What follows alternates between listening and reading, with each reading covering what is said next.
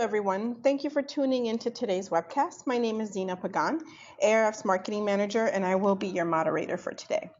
Before we begin learning about improving the economics of measuring ad effectiveness, I will go over a few items. For the best webcast experience, please keep yourself muted and your computer web camera turned off. Unfortunately, if you do turn on your cameras or unmute yourselves, I will have to disconnect your access to today's webcast. The audio will be streamed. This means that you will be able to hear us throughout your computer speakers. However, if you prefer to use a teleconference option, I have it posted on our opening slide here. I will also post this in the chat box as well. Should you have any questions during the session, please send these to me using the chat box.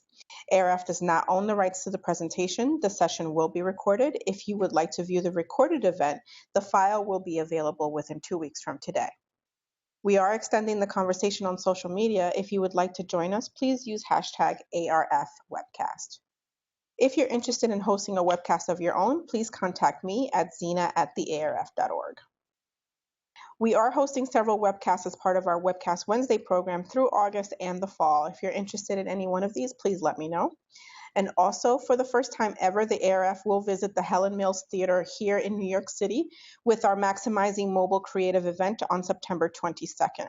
The full-day event will feature speakers from Bartle, Bogle, Hegarty, KBS and Partners, NeuroInsight, Nielsen Consumer Neuroscience, and Verto Analytics. If you're interested in any one of these events or ARF or other ARF programs, please check our website for further details. And without further delay, I present to you Garrett Johnson. Garrett, take it away.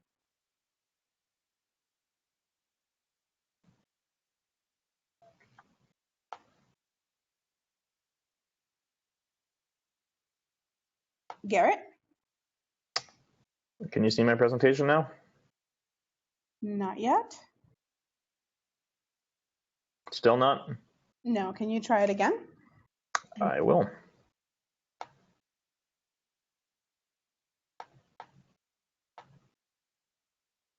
Okay. All right, now it should be working, right? Yep. Perfect. Great, thank you. All right, well, welcome. Thank you very much to the ARF for giving me the opportunity to talk to you about some of the work that we're doing in collaboration with some people at Google. Today, we're going to be talking about something called Ghost Ads, which is all about how to run experiments. Our focus is on banner ads or online display ads, how to run those experiments better, easier for you guys in the audience. So I want to introduce myself. My name is Garrett Johnson. I am a visiting assistant professor of marketing at the Kellogg School of Management. I'm currently on leave from the University of Rochester, Simon School of Business. To quickly let you know about my partners in crime here, Randall Lewis is a research scientist at Netflix. He was at Google several months ago. And my third collaborator is Elmar, who is now the product manager at Google. He's recently moved from Germany to accept that position. So I guess we're all moving around. So let me give you a high-level overview of what I'm going to talk about today. So this is a new method for running ad experiments. And the typical way that people in industry run ad experiments is to do an A/B test, or what I would call a PSA test of comparing their ad versus a PSA. And that has a lot of disadvantages. I'm sure some of you can list some of those disadvantages, and we'll go through that whole list. And what we want to do is make this a lot easier for advertisers so that advertisers can do this whenever they want, essentially. Now, Ghost Ads is not just a kind of an idea in theory, it's actually been implemented in practice. So we're really happy that Google Display Network makes use of this, makes use of it very broadly, as in 100 million impressions a day and over 100 advertisers in a month are making use of this. To make things a bit more concrete, we will be talking about one case study of an online retailer that was doing a retargeting campaign, that saw their site visits increased by 27% and their sales increased by 11%. So today I'm going to focus on because we only have about 30 minutes of me talking before we go to questions, I really want to focus on explaining what a ghost ad is.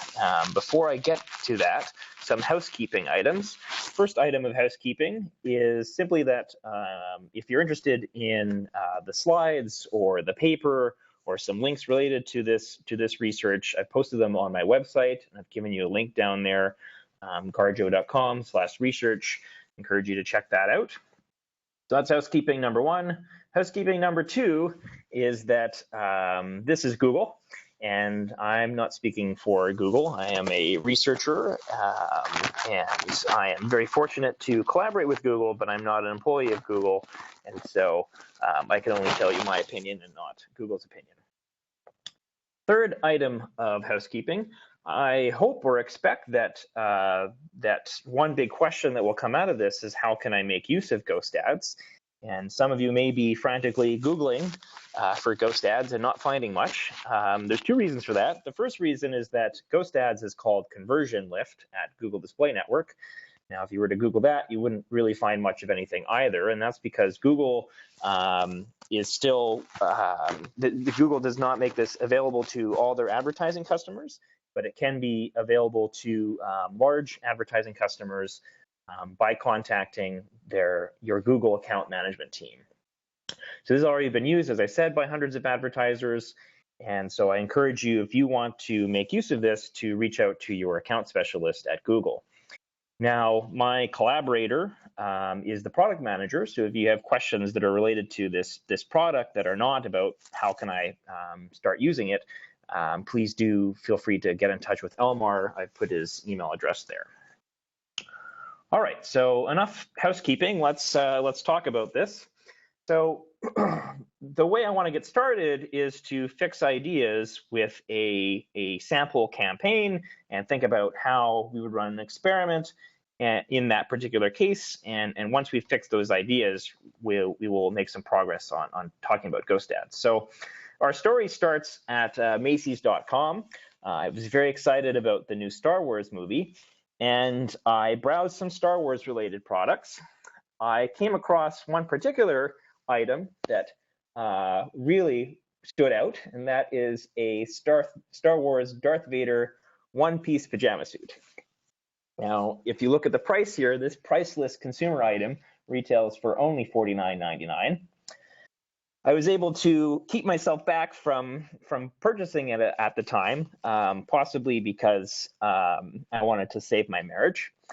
But what happened is that when I left the Macy's website and started browsing unrelated websites, I'm Canadian, so this is how I end up at a hockey website, I found that I was being targeted by a whole bunch of Macy's ads, and the Macy's ads, in fact, featured the Darth Vader one-piece pajama suit. Now, this story continued where even when I was visiting my own research that has an application to retargeting, I was being retargeted. Now, this is something that is, of course, very familiar to this audience. But to recap the consumer journey, in retargeting, a consumer would go to an advertiser's website, perhaps browse a product, and then be retargeted on these two different websites by a Macy's ad. Now, at the end of that journey, the customer needs to make a decision of whether they're going to buy or not buy from Macy's. This is just recapping what we've seen before.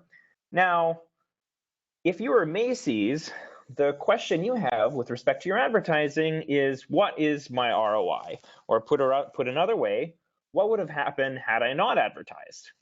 Now, if Macy's doesn't advertise, there's still going to be consumers that go to the website, browse products, and have to make a decision to buy or not buy. And you have to expect that people that are browsing a Darth Vader one-piece pajama suit are much more likely to buy the Darth Vader one-piece pajama suit than someone drawn at random from the population. So you have to expect that a lot of these people are going to purchase anyways. And so if you're Macy's, one way that you can answer this problem or solve this problem is to run an experiment. And so that's the perspective we're going to take in our work, is that you're going to run an experiment and you're going to have a treatment group that goes through that consumer journey and sees the Macy's ads. And then you're going to have a control group that has, let's say, identical twins that are going through the same journey, visiting the same websites, but not seeing the Macy's ads. And then you're going to compare the purchases in the treatment group to the control group to tell us the true or causal effect of the Macy's ads. Now, when you run these sort of experiments, one question that comes up is, what do I show instead of the Macy's ad to the control group? And typically the way that this happens in industry, and certainly in a lot of academic studies as well, is to run an unrelated campaign, like a campaign for the Red Cross. So I'm going to refer to this as the PSA approach, or the PSA test, where PSA stands for a public service announcement. Now, of course, it could be a house ad or a blank ad or other such things, but the main idea is that it's going to be an ad that you're going to have to buy to take the place of the Macy's ads. And here I'll be repeatedly referring to this as a Red Cross ad. All right, so now that we've fixed ideas and talked a bit about visualized what an experiment would look like, I want to talk about how a PSA experiment then runs into problems. So when you see some of the disadvantages of the PSA, it's going to be clear what a ghost ad is and the problem that it's trying to solve. So let's start by revisualizing that consumer journey in this diagram, where what I've done is placed a treatment group user and a control group user side by side, and to say that these two people are identical, and suppose that they are going to 3 different websites, and on each website they're seeing one ad. The treatment group user is going to site 1, seeing a Macy's ad, site 2, seeing a Starbucks ad, site 3, seeing a Macy's ad. Now, the control group user is, of course, having the same experience, only the Macy's ad is being swapped out for the Red Cross ad. So it's just another way of visualizing the experiment that I talked about just before. All right, so this is a PSA experiment, and this has a lot of disadvantages. Now, probably the immediate disadvantage that a lot of you have to face in your day-to-day lives whenever you try to run one of these things is that getting these PSAs is really expensive. So if I am going to spend, let's say, $5 per Macy's ad, or $5 CPM per Macy's ad, then I'm going to be spending $10 on this treatment user. Now, I'm also going to have to be spending the same amount of money on this control group user, spending $5 a piece on the Red Cross ads. Now, some of you might say to yourself, well, why do I have to spend $5 on these Red Cross ads? Why can't I just spend, let's say, $1? The problem with that thinking is that these ads, as many of you realize, are sold in an auction environment, where if you're spending $5 on the Macy's ad and $1 on the Red Cross ad, then you're going to end up with fewer people seeing the Red Cross ad in the control group. And when you compare that large group of Macy's exposed users to that small group of Red Cross exposed users, you wouldn't be doing an apples to apples comparison. So this is an inescapable consequence of trying to run a PSA test. Now, to drive this point home, I would say that no advertiser in the history of advertising has ever said that I want to spend half my budget on PSAs every time I run a campaign. Now, of course, I'm being a bit glib here, but the point I'm trying to drive home is that experimentation, as has been done in the past, has been made so expensive that essentially advertisers don't want to run it. Or at least they want to do, if at most they'll do an experiment now and again, but they won't make it a part of everyday business practice. So this is a serious problem that's going to have to change if advertisers start using experiments on a more regular basis. So the first problem is cost. The second problem is a little bit more subtle, and that is that in some sense, if you're showing the Red Cross ads to the control group, the control group is not capturing the baseline you're trying to capture, which is what happens when Macy's stops advertising. Now, the Red Cross is a wonderful organization that rescues many people in need, but the Red Cross does not rescue Macy's customers when Macy's chooses to stop advertising. So what would happen if Macy's stops advertising? Well, then we'd have other advertisers taking those spots. Here I visualize that as Zappos and Disney. showing up in place of Macy's ads. And that difference matters, and it matters because if you are Macy's and your customers are seeing a Zappos ad instead of your ad, what could happen is that Zappos could pull away some of your customers. So in this sense, you could think that advertising has a defensive role, where if I advertise, it prevents my competitors from advertising to my customers and pulling them away from me. So a PSA test is not going to capture that defensive role of advertising. A PSA test would capture the offensive role of advertising, by which I mean the effect of pulling consumers towards Macy's. But again, by excluding the ads that would actually be shown, it's ignoring the strategic or competitive effects of advertising. So with these two problems, I think it's going to become a little bit more apparent just what we mean by a ghost ad. So, well, before I jump to that, there's one more point I should make. So one question that might have appeared in some of people's minds is, why do we need these Red Cross ads at all? So the reason is that after the experiment, some analyst is going to take a look at the ad log data, and the ad log data is going to look something like this. So in the treatment group user, it's going to show that the treatment group user was exposed to 2 Macy's ads, and it's going to be immediately apparent whether or not the treatment group user was exposed to a Macy's ad and just how many. But if you shift attention now to the control group user on the right-hand side, their ad log shows that they saw 3 different ads. So what I want you to take from this is that on the control group user side, you don't know how many Macy's ads they would have seen from the ad log data alone. In fact, you don't even know if they would have seen a Macy's ad at all. And so the role that these Red Cross ads plays is to be able to identify those control group users that would have been exposed to the Macy's campaign. All right, so now I was jumping ahead of myself a little bit before, but now let's jump to the ghost ads. So what a ghost ad does is it solves this problem of showing the consumer the right baseline by actually showing them the ads they would see if Macy's exits the marketplace. So we visualize that here by showing that the control group user is now seeing the Zappos ad, the Starbucks ad, and the Disney ad. All right, so that's what the consumer sees. What are these little Pac-Man ghosts?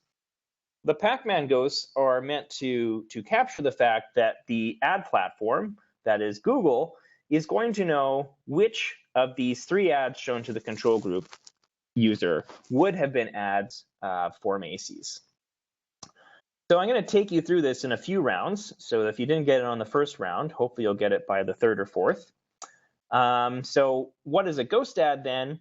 Well, as before, we had these ad logs that showed us in the treatment group user how many Macy's ads people saw. Now, in the control group, of course, we don't get to see how many Macy's ads the control group user saw. And so what a ghost ad is, therefore, is a separate database, a separate advertising database that captures when a control group user would have seen an ad for Macy's.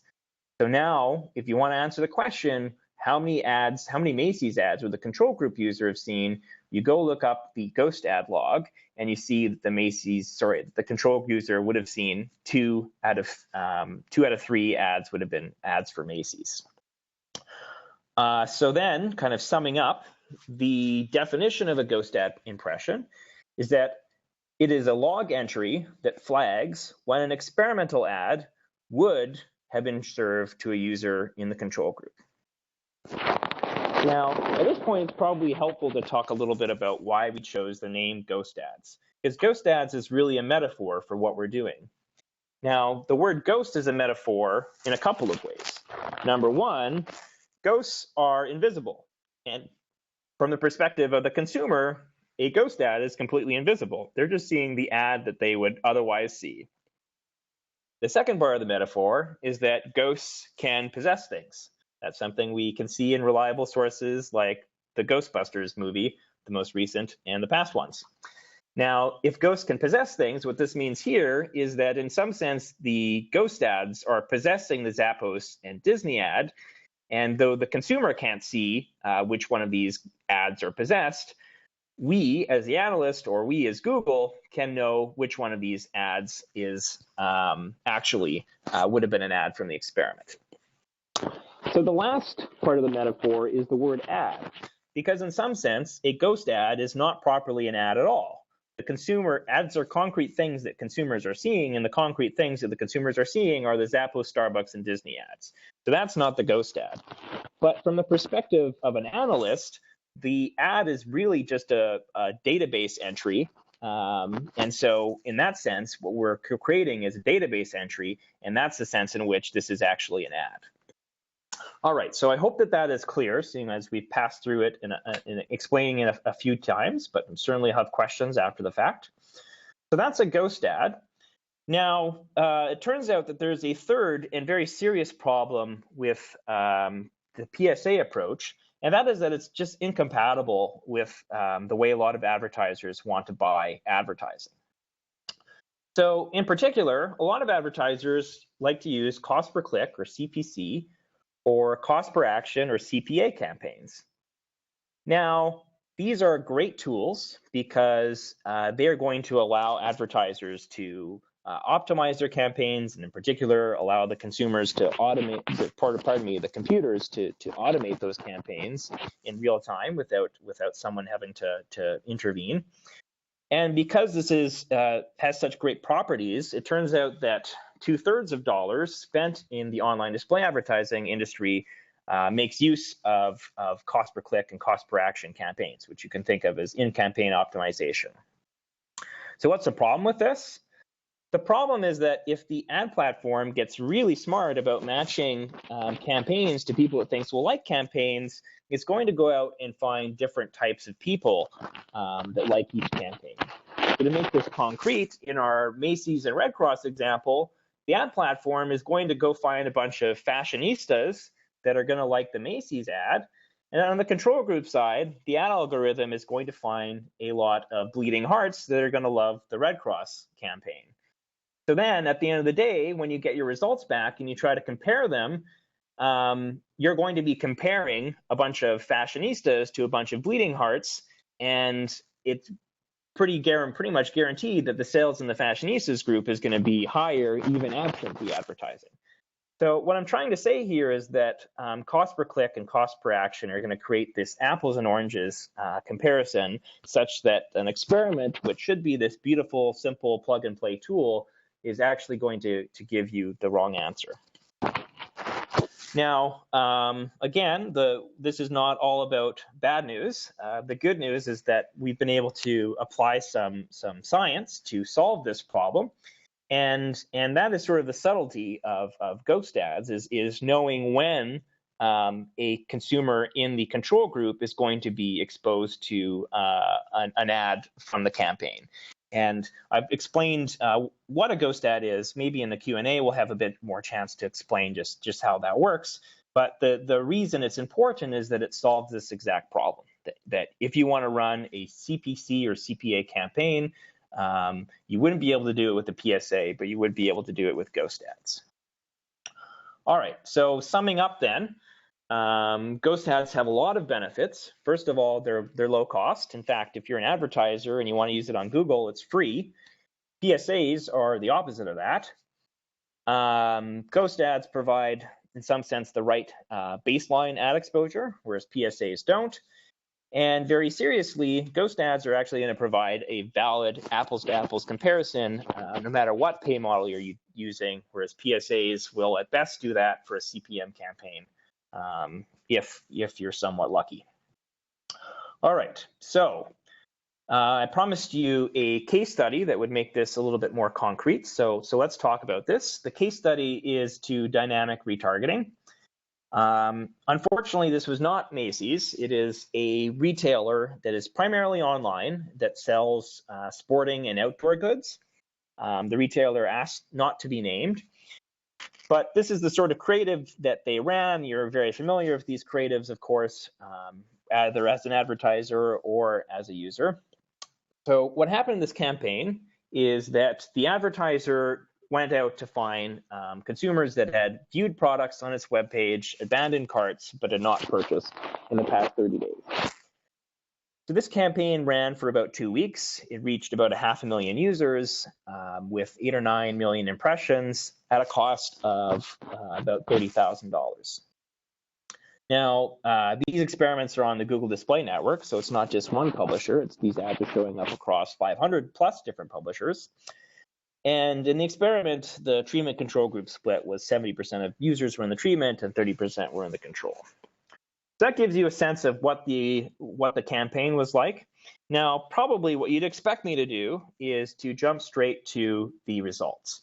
But I'm not going to jump there, and that's because we hear about methodologies for improving marketing and marketing measurement all the time, but it's very important to validate them.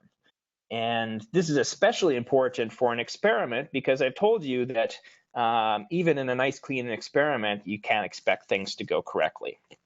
So what I'm doing here is I'm going to run a series of statistical tests designed to tell if two variables are different, so different in the treatment versus the control group.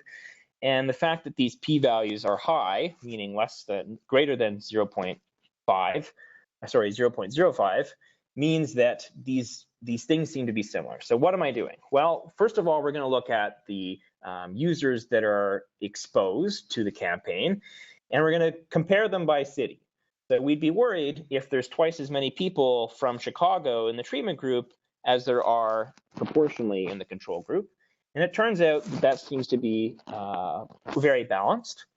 We'd also be worried if the treatment group was exposed to different kinds of ads and at different places than the ghost ad campaign.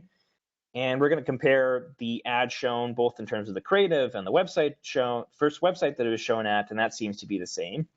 Now, the final comparison is the pre-treatment outcomes. And this is absolutely essential. If you're running an experiment, you should really make sure that if someone's telling you that sales were 5% higher during the campaign, you should really go look and see how sales were different between treatment and control before the campaign, because if it was 5% before the campaign even started, then there's a serious problem. So here again, things seem to be balanced. So again, this seems a little bit tedious, but it's really important to both validate this particular methodology as applied at Google, but also to generally validate the experiments to make sure they're giving us reliable results. All right, so now the fun stuff. So we do get evidence that retargeting can increase sales and site visits. In fact, the increase in site visits is about 63,000 site visits. Increase in sales is 110,000. Right below that, I have the standard errors for the more statistically minded of you. And you see that the percent lift is 17.2% in site visits and 10.8% in sales. Now, I would say that this is very good, especially given that the advertiser spent about $30,000 and was able to generate something like $110,000 in incremental sales. That seems to be very good. Now, of course, this is not the sort of result that you're going to get if you just compare people that are seeing these retargeted ads to the general population. And I can certainly imagine some white papers in the past that have done that have shown that people that are retargeted with the Darth Vader pajama suit are 10,000 times more likely to buy the Darth Vader pajama suit than someone drawn from the population.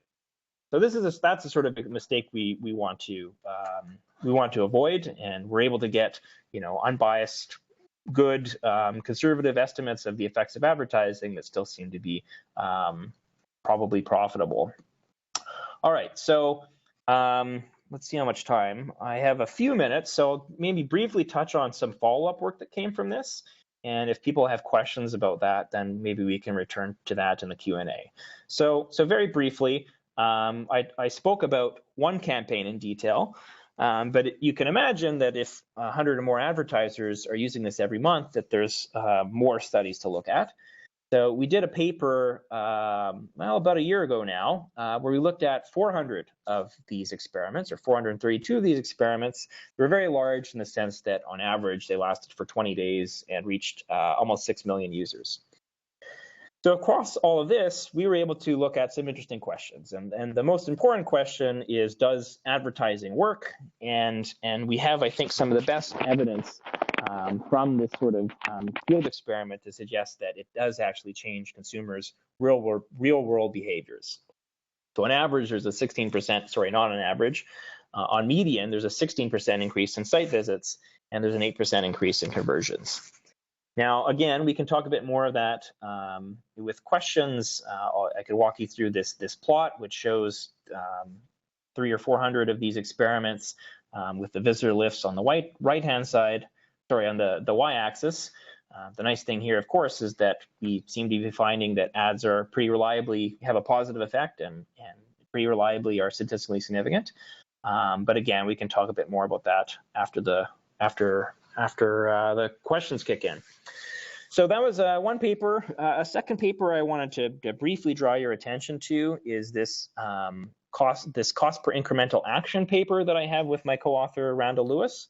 Now, this paper is actually right now pretty written up as a more as you guys as the target audience, and we make the point that the existing pay models like CPC and CPA and CPM have some problems, and the problem is simple, and that is that the industry, if you're told to maximize those objectives, are maximizing the wrong objective. What advertisers should care about is the incremental effects of their advertising. And so we talk about how if advertising were priced based on the incremental effects, ideally in terms of incremental profitability, that would reduce a lot of problems like advertisers and ad platforms trying to go find bots that clicks on things and people with poor eyesight that click on mobile ads. All right. So again, I just want to touch on that, but to conclude on this research on ghost ads, we think that this is a very exciting thing for you guys out in industry. And that's because the ghost ads methodology allows for cost-effective, large-scale, and on-the-fly experiments. So the previous experiments of trying to hunt down people to run PSAs and hunt down the budget to run PSAs, like that's all free. And all you have to do is literally press a button to start an experiment now on the Google Display Network. And that's why now there's 100 million impressions per day making use of this. So today I've talked a lot about the application to online display advertising, but you could imagine that the same sort of methodology, the same sort of thinking could be applied more broadly. So one sense it could be applied is to search ads, which are being sold on an auction basis, much like online display ads. I think in the future, one thing that's really exciting is the beginning of addressable TV ads. And as that starts to scale, this is a methodology we think could be applied there. So to conclude, what's really exciting here for advertisers is that being able to run these experiments is really going to increase the accountability for ad spend. That's number one. And number two, it's going to allow you to directly optimize the thing you care about, which is the incremental effective advertising on profits. So what we're really hoping here is that we're going to change the conversation of the CFOs in the executive suite. So where CMOs right now take $1 million and spend it and come back to the CEO and say, you know, I've got all these likes and I've got all these clicks, to change that conversation to a conversation where the CMO can say, you know, you've given me $1 million and I can demonstrate in a credible way that I've been able to create $2 million worth of benefit. I think if we can get there as an industry, that's really going to change how the CMO and the marketing organization within the firm is perceived and operates. All right, so with that, I'll stop and forward to this, just to recap a few quick things. I hope that this has created some excitement about making use of this product. If you want to do so, please reach out to your account specialist at Google for product-specific questions. Again, my collaborator, Elmar Nubenmeyer, is the product manager for Conversion Lift at the Google Display Network. And if you want to reach out to me, I've provided my email here. I've also provided, if you take a look at my website, both a copy of these slides, the papers, and some related links on Ghost Ads. So now I'll turn it over to Zina and see if we've created some questions over the last half an hour. Hello, can you hear me? Yes. Okay, so I do have a few questions, but before I get to them in chronological order. There was a question to see if if you could go through the case study results again and be more specific. Could you be more specific about what more specific means? If possible, can we go through the case study results again, more specific? That's exactly the verbiage that I got for the question. Well, maybe that person could ask phrase their question to be a little bit more specific. Unfortunately, I can't be as specific as I would like to be because I can't tell you the name of the advertiser. But again, what they were doing is they were running a dynamic retargeting campaign where they were trying to reach consumers that had browsed products on their website. And they spent about $30,000 on this campaign over the course of 2 weeks. And the main take-home message is that site visits were 17% higher as a result of these ads, and sales were 10.8% higher as a result of these ads. So I'd like to tell you a little bit more about the specifics of the campaign and the advertiser, but that's unfortunately about all I can talk about. Okay. Next question. You've talked about what a ghost ad is, but not about how they work. Can you give us a sense of what is going on under the hood? So the last part was just asking like, how do these things actually work? So if you go back to the definition of ghost ads, a ghost ad is a log entry that tells you when an experimental ad would have been shown to the control group user. Now, this is actually the tricky part here is knowing when this ad would be shown to the control group user.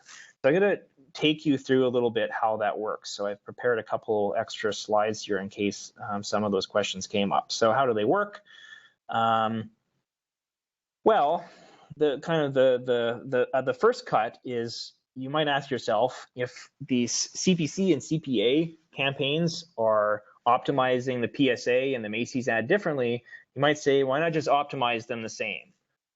Well, this idea sounds really simple, but in practice, it's really difficult because the optimized delivery of these campaigns is very unpredictable. And more importantly, these ad platforms are not built to deliver a campaign based on the performance of another campaign. If they try to do so, their ad serving and ad budgeting systems would start to get out of whack and all hell would break loose. So how are we going to do this? Well, let me take you through it in kind of 3 steps. So what I'm doing here is kind of a flow diagram of what happens. You can see on either hemisphere of this diagram a treatment group user and a control group user, and they're going into an auction to determine which ad gets shown. Now, I think most of you in this audience know that these ads are allocated on the basis of an auction, so that isn't a surprise. So then this figure is pretty intuitive. It just says that if you're a treatment group user, the platform's auction is going to include the Macy's ad, and then Macy's ad is either going to win or lose that impression. Whereas on the control group side, the auction is never going to have the Macy's ad. And so in all cases, another ad is going to win. So that's kind of the baseline situation. What we'd like to know is the cases where on the control group side, the Macy's ad wins the auction and versus loses the auction. But of course, we can't know this because the Macy's ad isn't included in the auction. The way we're going to solve this problem is to run the auction twice. So we're going to run a simulated auction for the control group user. And by simulated, I mean that we're going to run the exact same code with the exact same inputs, only we're including Macy's ads. And when Macy's wins the simulated auction, that's where the ghost ad system is going to live. That's where we're going to log that that the user would have been exposed to a Macy's ad. And so that's, again, where the ghost ad system is going to work.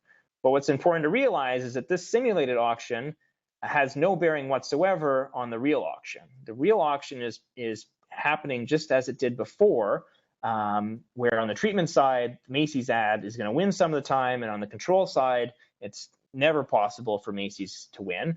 But by replicating what's happening in the top right of this figure, to the bottom left of this figure, we're going to be able to allow this symmetric comparison or apples to apples comparison between people that are exposed to a Macy's ad and people the simulated auction tells us would have been exposed to a Macy's ad in the control group. So that's getting a little bit in the weeds, but I think it's important to give you guys a sense of what's going on here under the hood.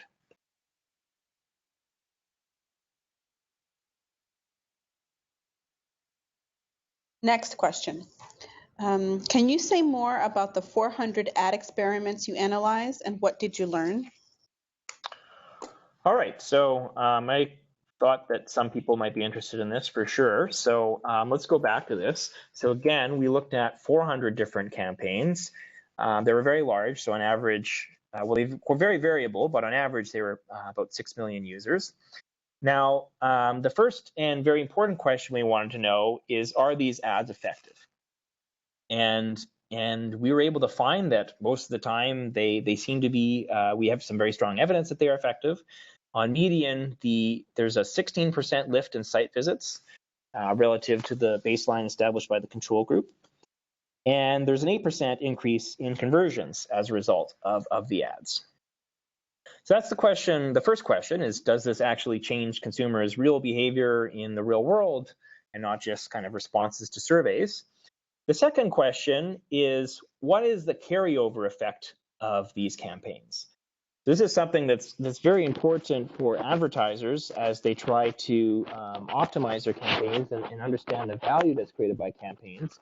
You want to think, well, yes, my ads got me, let's say, 100,000 customers during the campaign, but maybe there's some effect after the campaign as well.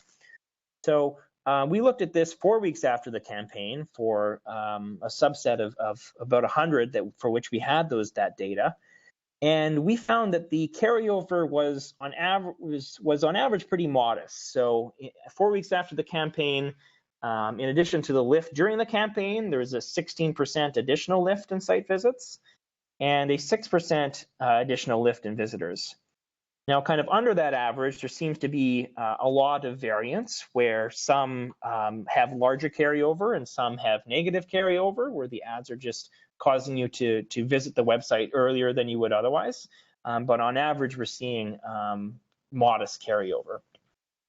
Now, the last question we tried to ask is something called the ad effectiveness funnel. So that's not an idea that has really been talked about, I think, before in marketing. But I think it's a really important and intuitive idea for you guys out in practice. And the simple idea is that if I can tell you that the ads have a 10% increase on something higher up the marketing funnel, like causing people to visit my website, should I expect that there's also a 10% increase in my sales at the end of the day? Or should I expect more than 10% or less than 10%?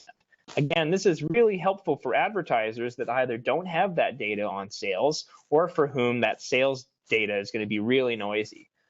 So what we find in these campaigns is that if an advertiser gets a 10% lift in site visits, which we consider to be an upper funnel market, they should expect something on the order of 5 to 7% lift in conversions, which is lower down the funnel, which suggests that these incremental users are converting at a lower rate than those users that are not being moved to the website using an ad. So that's the main idea there. To give you a sense of what these 400 different studies look like, what I've done is I put the 339 experiments for which we have site visit outcome data, all in order in terms of the ad lift. And on the y-axis, I have the increase in visitor lift. So based on that, you can see kind of at the 0 cutoff line that something on the order of 10% of these ads have a negative effect. Of course, that's just an estimate. It's really noisy, and that's what the bars are there to remind you of, the 95% confidence interval. But the more important thing is that the vast majority of these things are positive. In fact, so many of these things are highly statistically significant. So to quantify that, the median here is a 22% lift in site visitors. If you look from the 10% smallest study to the 90% highest study in terms of lift estimate, the lift estimates range from basically 0 all the way up to almost 300%. And these things are highly statistically significant. So 70% of these tests are both positive and significant at a 5% two-sided level. So that gives you, I hope, a bit of a flavor. We have a paper that talks about this that we're continuing to work on, but that should give you a flavor for what advertising looks like across a pretty broad spectrum of advertisers. Next question. Since the title of the presentation was Improving the Economics of Measuring Ad Effectiveness, in what ways are ghost ads economical? All right, so now the obvious way that ghost ads are economical is that they don't have the cost of PSAs. So we're getting rid of that cost. Let me just see here. I'm going to have to jump. I have a slide that talks a bit about this. I'm going to have to jump to the bottom here. Here it is. All right, so here's once this loads. You recall that the experiment which is highlighted by the gray line here, what it was is 70% of users were in the treatment group and 30% were in the control group. And we used ghost ads, meaning that we didn't have to spend money on the control group, and they spent $30,000 on the campaign. So let's compare this quickly to what would have happened if there was a PSA approach. So if there's a PSA approach, and let's just kind of forget for the moment that we know that this wouldn't have worked in this case, then what would have happened is that instead of spending money on 70% of the users, they would have had to spend on 100% of the users because they would have had to pay for the PSAs. So all of a sudden, the cost of your campaign jumps from $30,000 to $45,000. So just by having ghost ads, you save 30% right off the bat. Now, if what you care about most is learning the effect of the ads, it turns out that putting 70% of people in your treatment group and 30% in your control is going to tell you just as much as putting 30% in the treatment and 70% in the control. Now, some advertisers are anxious that they're missing the opportunities to show ads to the control group. If that's something you know is important, then or that you know you're losing a lot of money on, you maybe don't need to be running experiments. But if you kind of ignore that and just talk about the cost of the campaign costs are going to go down from $30,000 to like $14,000. So to get the same amount of learning, you go from spending $45,000 to $13,000, which is a savings of 70%. So this is a sort of way of thinking that's possible with ghost ads. Now, you would never see a 30-70 experiment in a PSA case because no advertiser would ever spend 70% of their budget advertising for somebody else, right? So that's one thing that when you don't have to pay for any ads in the control group is all of a sudden very advantageous. Dina? Next question. There are a few. Are there competitor ads that are considered in the control group? Are there competitor ads that are considered in the control group? So let me see if I understand the question. So as I talked about earlier, one thing that's going to happen when Macy's exits the control group and when the Red Cross exits the control group is that a consumer sees basically the next best ad that would be sold in their place. And so that means that they're going to see a whole host of different ads from different advertisers. Now, if the question was asking, do we go and find out which ads these are? No, we don't. That's, pretty sensitive data from the perspective of the other advertisers that Google wouldn't be able to share. It's also because they see so many different ads, it's actually very hard to get that data and get that data in a meaningful way because basically we would just say that, advertiser 34612 took up a lot of these ads that were displaced when Macy's left the marketplace. That's not very informative. I think that, to be honest, on the display side, in most cases, there's going to be so much competition and so little overlap between what advertisers are trying to achieve in terms of which users they're reaching, that in a lot of cases, there's not going to be huge competitive effects. One case where that wouldn't be the case would be like if you're doing very niche content targeting, where I'm Sony and you are Samsung, and we're on some camera review site and we're duking it out to see whose impressions go there. That's going to be a case where certainly the competitive effects are really important. Or if we're all retargeting the same pool of consumers that are trying to buy a car right now, then that competitive effects are going to matter a lot. I hope that answers the question. Next question. Also, how do you track addressable TV using ghost ads? So, this is what we're trying to say with that. I mean, we only have that application to online display ads and only at Google. But what we're saying is that, when we peered under the hood and I explained how ghost ads work, it's basically like you sell ads at an individual basis and then replicate the way that, or simulate the way that you sell these ads to be able to understand who would have been exposed to the treatment ad or the Macy's ad in the control group.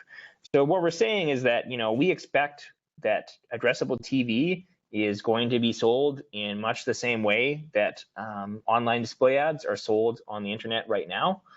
And because of those similarities, we think it would be a very good idea for companies in those spaces to apply ghost ads in that case.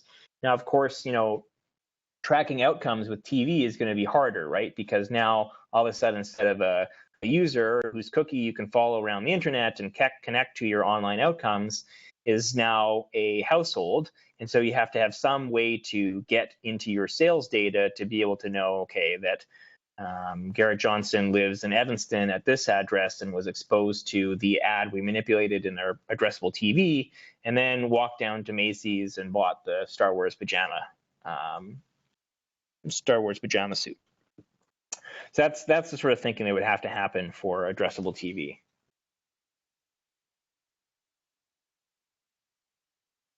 Next question. Are there other companies offering ghost ad testing, or is Google the only one right now? So that's a good question. To the best of my knowledge, Google is the only one that offers ghost ads. We developed this idea. It's a pretty new idea. We've had this paper out for about a year, and to our knowledge, Google is the only one that's implemented this idea. That said, there's other firms in the marketplace that have offered other experimentation platforms. So notably, Facebook and Twitter have a product that is also called Conversion Lift. One nice thing about Google is that, in this webcast and in our paper, we lay out exactly what we're doing with the ghost ad methodology. I don't have that, we don't have the same documentation for Facebook and Twitter. So it's hard for me to say exactly what they're doing, but from what I can gather, what they're doing is something called intent to treat. Some of you may know that word, some of you may not. The basic idea is that with ghost ads, we're going to try to find, we know the people in the treatment group that are exposed to the Macy's ad. We want to know those people in the control group that would have been exposed to the Macy's ad, because that's going to allow us to get a really precise sense of the effect of advertising. Now, an alternative way is to say, let's just compare everyone in the treatment group to everyone in the control group, regardless of who saw which ads, and that comparison is going to tell you the effects of advertising. Now, that's great. That is a great way of measuring the effects of advertising. It's going to give you the right answer. And I really applaud Twitter and Facebook for taking a lot of initiative and making this available to a lot of advertisers. The one relative advantage I will say is that when you include everyone in the control group and everyone in the treatment group, you're going to be also getting the effect of people that don't see the ads. Now, the effect that people not seeing the ads is obviously zero, But in reality, the data is going to be really noisy. So the disadvantage that intent to treat is going to have is that the estimates are not going to be as precise. So you're not going to be able to learn as much as if you were able to identify in the control group who would have been exposed to the, let's say, Macy's campaign. I hope that makes some sense. I also have some slides on that if people want to go through that in more detail. Next question. What industry or industries was included in your research? If across different industries, were there differences specific to each industry? So that is an excellent question, and I unfortunately have a very disappointing answer. So we know that these 400 campaigns that we looked at, they were across a lot of different industries. They were like, in the United States and in Europe, there's a lot of differences. Now, the disappointing thing is that right now, I as a researcher don't have any information on any of those differences. And that's obviously, not satisfying, because if you're from a specific industry, you would like to benchmark yourself against that specific industry. So all I can do right now is tell you kind of how to benchmark yourself against the entire industry. But I agree that that's a really interesting question, and that's something that I hope to explore with my colleagues at Google in the future. Okay, that's all we've got for questions. Do you have anything before you want to close that you'd like to mention? No, just thank you again for the opportunity. I think that this way of running experiments creates a lot of benefits for you guys out in industry, solves a lot of problems for you. And I encourage, if you have any questions, to get in touch with me directly at my email address here. And I encourage you advertisers out there to try this platform out for yourself with Google. Garrett, thank you so much for taking the time to present your study with the ARF and to our lunchtime crowd. Thank you, everyone, for joining our webcast today. I hope you all join us for the next webcast with Oracle Data Cloud next week. And I hope you have a great rest of your day. Thanks, everybody. Thanks, Ina. Bye-bye. Bye.